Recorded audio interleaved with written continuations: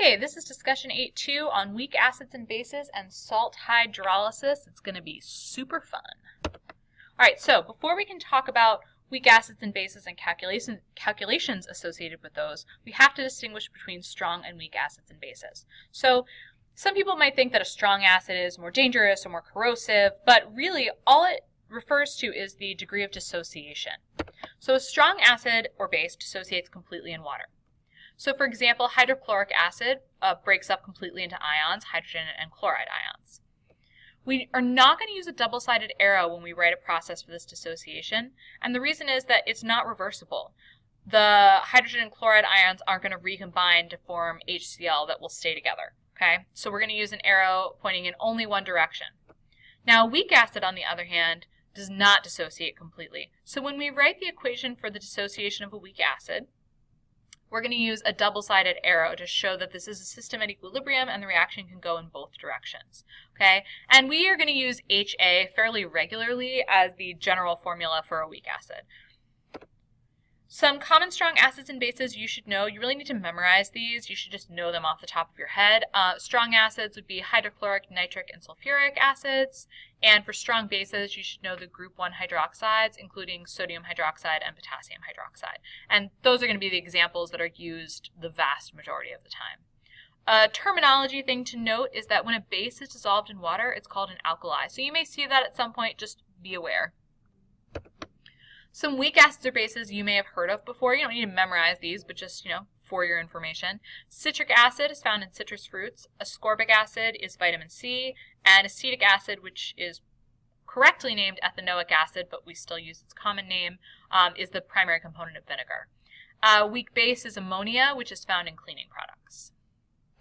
Alright, so if I wanted to experimentally determine if an acid is strong or weak, there's a couple different things I could do. So first, I'm going to assume that I'm starting with two beakers that have a weak and a strong acid and that they have equal concentrations. That's a really important point because these aren't particularly effective if the concentrations varied widely. Alright, so first thing I could do is I could test their reaction with a metal. So I could put magnesium strips in both beakers, and the strong acid, because it's more completely dissociated, will have more free hydrogen ions. So we would expect the strong acid to react much more vigorously and quickly with the metal. We could also use conductivity. So because the strong acid is more fully dissociated, it will be more conductive than a weak acid. There's more ions in the solution. And finally, I could use pH. Now again, this is a really important point that they have to be of the same concentration to use this, because I could make a hydrochloric acid solution of any acidic concentration, okay? But if they're of the same concentration, the strong acid would be more completely dissociated, and so it'll have more hydrogen ions and thus a lower pH.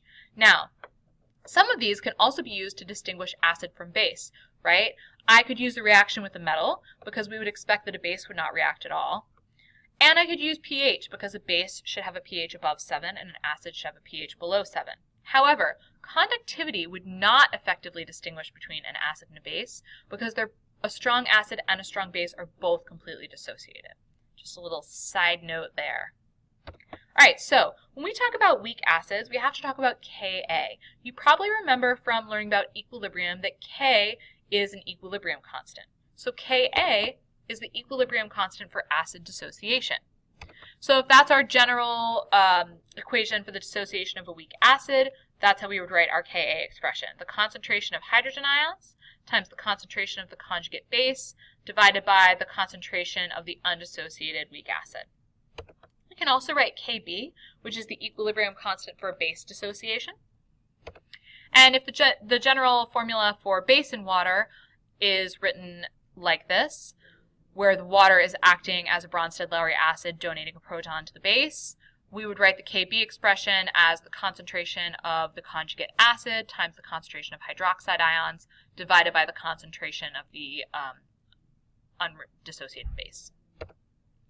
Now, the magnitude of Ka is really important, and it's important to be able to look at different Ka values and then tell something about the acid. So remember that Ka is the concentration of hydrogen ions on the conjugate over the undissociated acid. Alright, so it's products over reactants. So if I'm comparing acetic and hydrocyanic acid and I want to know which is stronger, I have to consider the magnitude of Ka. Acetic acid has a larger Ka value, and it's really important to look very carefully at the scientific notation here, because sometimes people have a tendency to just look at that first number, but that exponent's pretty important. So acetic acid has a much larger Ka, which means it has a larger ratio of products to reactants than hydrocyanic acid does. Okay, so that means it's more fully dissociated and therefore stronger than hydrocyanic. Now, Ka and Kb have an interesting relationship. So Ka times Kb gives me something we haven't seen before, which is Kw, and that's 1 times 10 to the negative 14th. And this is for like a weak acid and its conjugate base, not just any random Ka and Kb. All right, so what is Kw? Kw is the equilibrium constant for the autoionization of water. So then, what is autoionization? So in pure water, a small amount of water will naturally dissociate into its ions. So water will break up into hydrogen and hydroxide ions.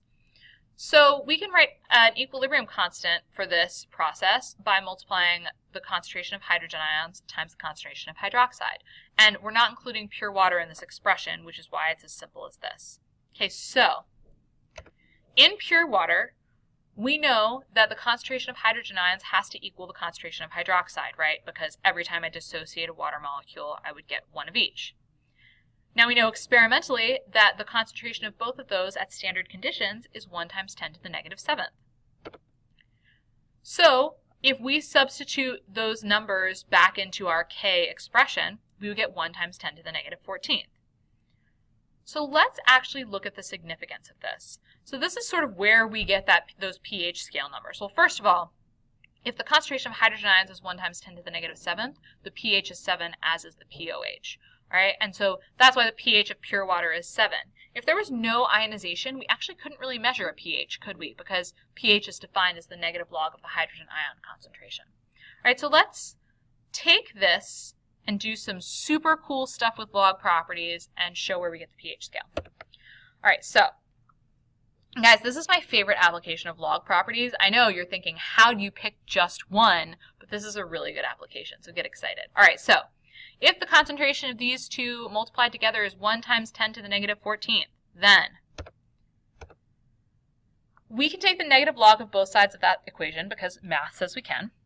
And we can use log properties, which are awesome, to separate the log on the left side of the equation. Now, and we're just taking 1 times 10 to the negative 14th and writing it as 10 to the negative 14th. All right, so the negative log of hydrogen ion concentration is what? pH. The negative log of hydroxide ion concentration is pOH. Using log properties, we can take this exponent and bring it to the front. And the negative signs cancel out here, and the base 10 log of 10 is 1. So pH plus pOH equals 14, and that's where we get it. It's not just some random number that we made up to torture you. It actually comes from science. Isn't that magical? Yes, yes it is. Okay. And so if Ka times Kb equals Kw, then we can also do the same basic process and find that pKa plus pKb for a given system is equal to 14 as well. All right, so let's look at a sample problem. So if we have certain weak acid dissociating water like so, and we know the initial concentration of the weak acid and the equilibrium concentration of one of the products, we're going to try to calculate Ka. Now you learned a technique that you can apply here in the last unit. All right, so we're going to use an ICE table to solve this. Okay, so we know we're going to figure out our initial change and equilibrium concentration. So our initial concentrations for the weak acid, it's 1.5 molar, and we're assuming that initially it's completely undissociated, so 0 for both the products, and we're going to omit water from this, of course. Now, because this is, all the coefficients are 1 to 1 to 1, when I produce X of each of the products, and I should produce them in equal amounts, I'll lose X of my original acid. And so, since I know the concentration of the hydronium ion, I also know the concentration of the conjugate base, and I could subtract that to get a precise value for the concentration of my weak acid. But we're going to make a pretty important assumption that's going to save us a lot of time later. So because most weak acids dissociate very little, we're going to assume that the amount of acid dissociated is negligible compared to the initial concentration. And when we account for significant digits, for example, in the subtraction, it is. Okay, so when we do our math, it won't make any difference in our final answer, basically, once we account for significant digits. So let's go ahead now and calculate Ka. All right, so we can write an expression for Ka. We can substitute in our numbers, and we get that the value for Ka is 1.3 times 10 to the negative 6th. Okay? Now let's look at a different problem where we have to take a slightly different approach. We're still going to use ice. All right, so certain weak acid dissociates in water as such, and we're given the Ka, and we're asked to calculate the concentrations of all of the species at equilibrium and find the pH of a 2-molar solution. Okay, so we're given different things here and asked to find different things. So we're going to use ice again. And when we set it up, we know the initial concentration of the weak acid is 2 molar. That's given in the problem. But we aren't given any other concentrations. We can assume the original concentrations of hydronium and the conjugate are both 0. So we can set up our x's just like we did before. And we're going to say that the concentration of both of the products is x, and the concentration of the weak acid is 2.0 minus x. But again, we're going to make the same assumption that it's negligible compared to the initial concentration. Okay? Now we're going to write an expression for Ka and substitute the numbers to solve for x. So when we solve for x, we will get 0.002. And again, we're not going to do 2 minus x because we're assuming that x is very small compared to 2. And that saves us from having to use the quadratic formula, which is just kind of a pain. Okay? Now, a lot of times when people do a problem like this, they're like, yes, crushed it, did the ice problem, found the answer, I am done. But you are not even done at all because right now we haven't actually answered the question whatsoever. All right, so we have to make sure that when we're asked for multiple things like that, that at the end we check to make sure we actually gave the answers. All right, so we're going to use the 10% rule first to check and make sure our assumption is good. X should be less than 10% of the original acid value for the assumption to hold up, and it certainly is. Now let's actually answer the question. We are going to assume that the original concentration of the acid is the same, so it's 2.0 moles per decimeter cubed. The concentration of the conjugate and hydronium ion are both x, so 0.0020 moles per decimeter cubed. And we can use the negative log of the hydronium ion concentration to solve for pH, and we get 2.70. Okay. Let's look at a base problem. So we're going to solve this the exact same way using ice. We know our initial concentration of the base, and we're going to assume that the products are both 0 to begin with. And we're going to make the same assumption that the initial concentration of the base is effectively the same at the end. And so then we can substitute in our numbers and get the Kb value. Okay, let's talk about salts. Now, what is a salt? A salt is not just sodium chloride. A salt is the neutralization product of an acid and a base. So a salt is formed from the anion of the acid and the cation from the base. So some examples: when hydrochloric acid reacts with sodium hydroxide, the anion from hydrochloric acid and the cation from sodium hydroxide form sodium chloride. When sulfuric acid reacts with potassium hydroxide, the cation from the base and the anion from the acid form the salt potassium sulfate. Now, as a general rule, the weaker the acid, the stronger its conjugate base. And the weaker the base, the stronger its conjugate acid. So, let's think about salt hydrolysis. We're going to look at the salts formed in a neutralization reaction and determine if they're acidic, basic, or neutral. The conjugate base of a weak acid will hydrolyze or break water as follows. And we're going to use hydrofluoric acid as an example. So the conjugate base of hydrofluoric acid is the fluoride ion. And so when it reacts with water, it produces a small amount of hydrofluoric acid and the hydroxide ion. So the conjugate is the conjugate base here is a base because it produces hydroxide in water. We can also look at aluminum hydroxide. So we can look at the cation from aluminum hydroxide, and in water, we see that it can produce aluminum hydroxide and 3 hydrogen ions. So it produces acidic solution. Now, the conjugate of a strong acid or base will not hydrolyze water. So let's look at an example and see why. So the conjugate of hydrochloric acid is the chloride ion. So if I put that in water, I would theoretically, if it hydrolyzed water, produce hydrochloric acid and hydroxide. But hydrochloric acid dissociates completely. So when it does that, we'd be back to the chloride ion and water. All right, so the conjugate of a strong acid or base is neutral. So let's look at some examples. Potassium, sodium carbonate, is it acidic, basic, or neutral? Okay, so to answer that question, we have to think about where each component of the salt came from. So sodium came from sodium hydroxide. That's a strong base. Carbonate came from carbonic acid, which is a weak acid. So because the cation is from a strong base and the anion is from a weak acid, it's basic, okay? And that's because the anion is a stronger base than the cation is an acid in water. Aluminum chloride, acidic, basic, or neutral?